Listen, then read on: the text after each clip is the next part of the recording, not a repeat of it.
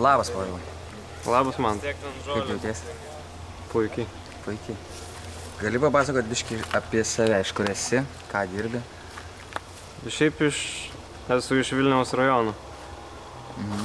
Bet dabar gyvenu Klaipėdoje ir tuo labai džiaugiuosi. Dirbu architektu.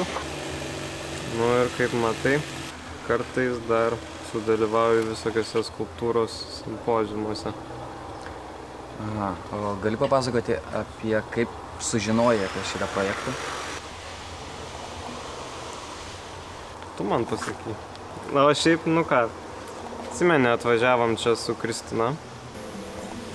Viskas eina per Kristiną, tokie dalykai. Kristina tavo draugė. Taip. Žodžiu, visi etno įvykiai daugiausia iš pradžių per Kristiną, dabar per tave, paskui Ritą ir per jūs tris iš esmės. Tai, o ką tu čia pastatei? Mano užduotis yra paruošti priėmimą žmonėms į šitą šventę. Vartus padaryti, ne? Aš padariau vartus, mes padarėm vartus. Vartus du ožiai. Ką galvoji, kaip manai apie šitą projektą, kaip jisai vyksta sklandžiai ir visą tą tarptautinę publiką, kaip tau yra įdomu ir Aš iš tiesų labai, kaip čia, mėgaujuosi tavo ir Džordžio organizaciniais gabumais.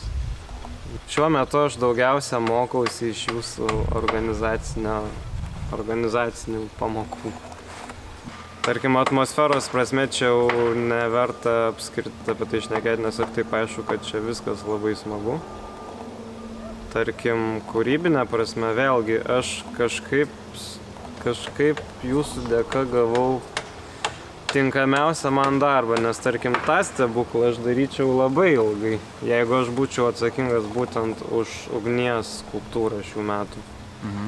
Bet kai aš gavau šitų organiškų gyvūnų užduotį, tai ir yra kaip tik man. Tai vėlgi, kai viskas taip sudėliota, kad darau tai, ką darau geriausiai ir ką noriu daryti, tai čia labai smagu būt. Visi esate laukiami rugsėjo 24 dieną atvykti į šventę, nes šiaip ar taip šventė yra skirta visiems. Ir mes stengiamės padaryti šventę kiekvienam iš jūsų. Rugsėjo 24.